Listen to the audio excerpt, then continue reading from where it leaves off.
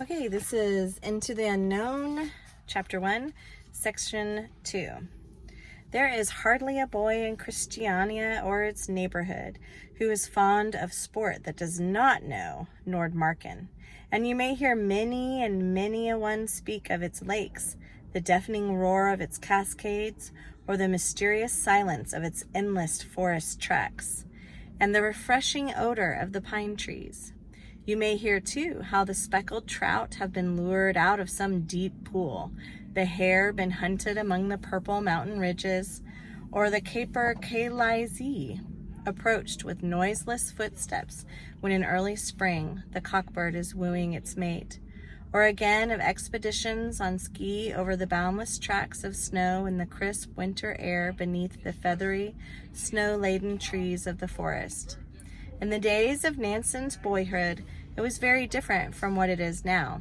Then the spell of enchantment that ever lies over an unknown and unexplored region brooded over it, and it was but once in a while that the most adventuresome lads dared pry into the secrets of that enchanted land.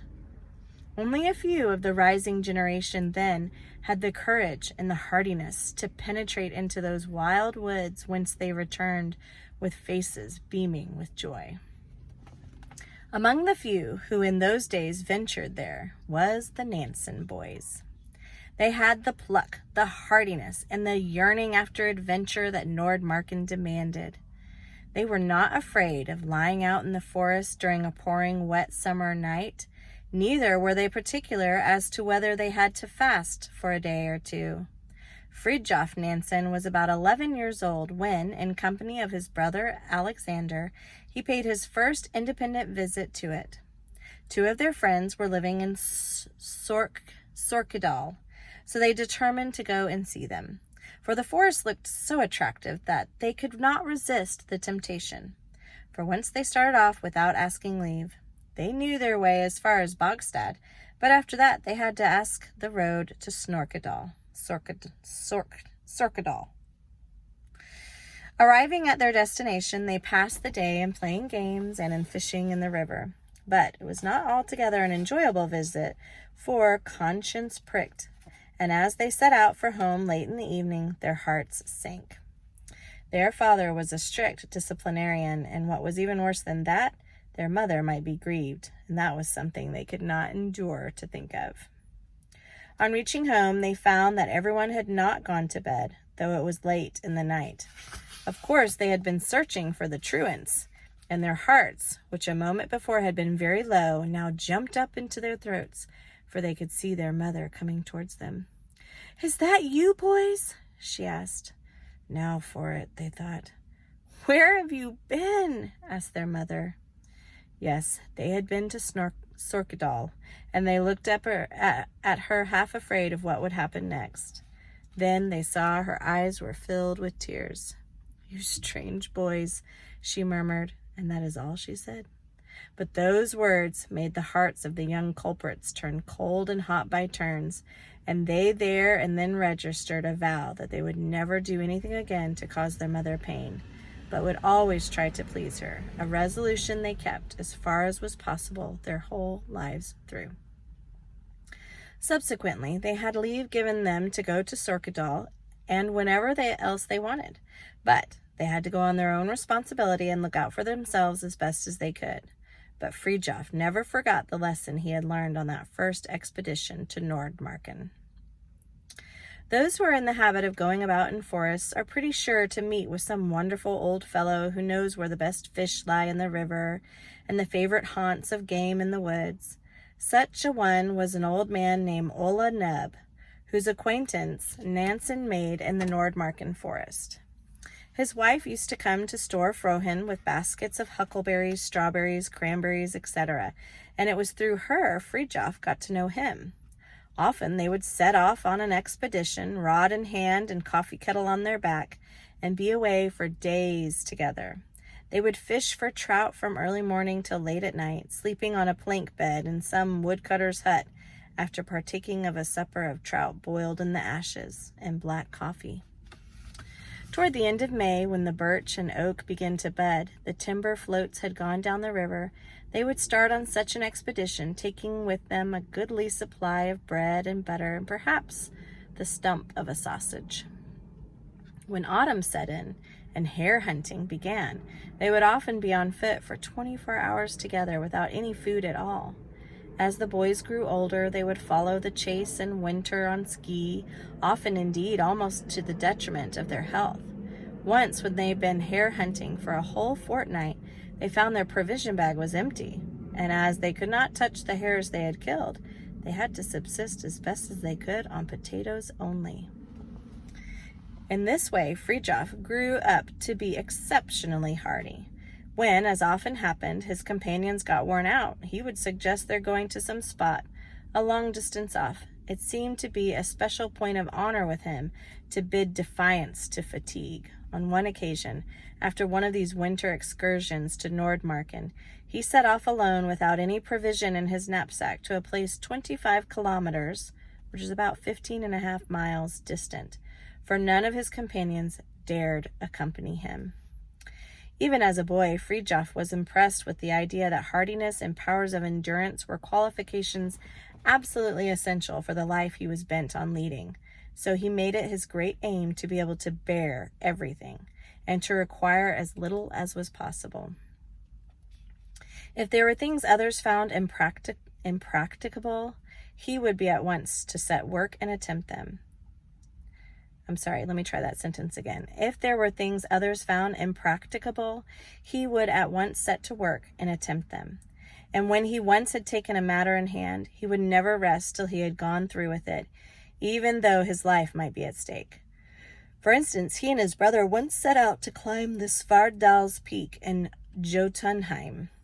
People usually made the ascent from the rear side of the mountain, but this was not difficult enough for him. He would climb it from the front, a route no one had ever attempted, and he did it. Up under Svartal's Peak, there was a glacier that they must cross, bounded up on its farther side by a precipice extending perpendicularly down into the valley below. His brother relates, "I had turned giddy, so Fridtjof let me have his staff. Then he set off over the ice, but instead of going with the utmost caution, advancing foot by foot at a time, as he now would do, off went my brother as hard as he could. His foot slipped, and he commenced to slide down the glacier. I saw that he turned pale, for in a few seconds more he would be hurled over the abyss and be crushed to pieces on the rocks below. He saw his danger, however, just in the nick of time, and managed to arrest his progress by digging his heels into the snow. Never shall I ever forget that moment." Such were the foolhardy exploits Fridtjof would indulge in as a boy, but when he arrived at manhood, he would never risk his life in any undertaking that was not worth a life's venture. When 19, he entered the university, and in the following year passed his second examination. And now arose the question, what was he to be? As yet, the idea of the future career, which had rendered his name famous, had not occurred to his mind. So we see him hesitating over which of the many roads that lay before him to adopt. He applied to have his name put down for admission as a cadet in the military school, but quickly withdrew the application. Next, he began to study of medicine, after which all his time was devoted to a special study of zoology. In 1882, he sought the advice of a Professor Collett as the best method of following up this branch of science, and the professor's reply was that he'd better go on a sealing expedition to the Arctic seas. Nansen took a week to reflect on this advice before finally deciding to go. It was with wondrously mixed feelings that he turned his gaze towards the north as he stood on the deck of the Viking that March morning. Behind him lay the beloved home of his childhood and youth. The first rays of the rising sun were shining over the silent forest, whither the woodcock and other birds of passage would soon be journeying from southern climates.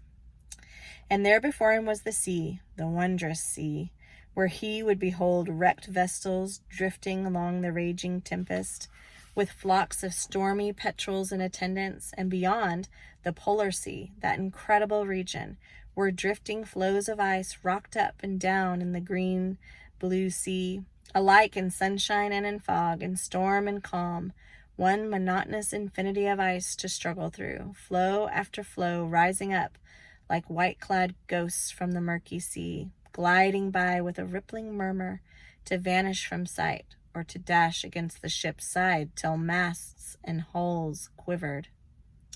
This was the Arctic Sea, this the drift ice.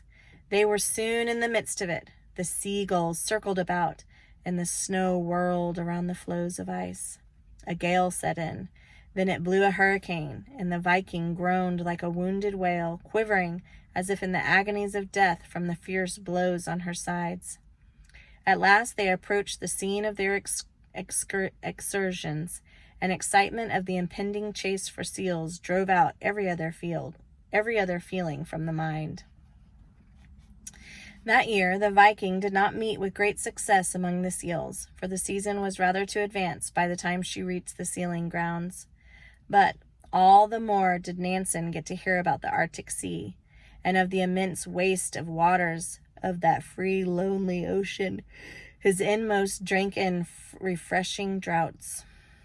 In May, they were off the coast of Iceland, where Nansen for a while planted his foot once more on firm land. But their stay there was short, and soon they were off to sea again, and in among the seals.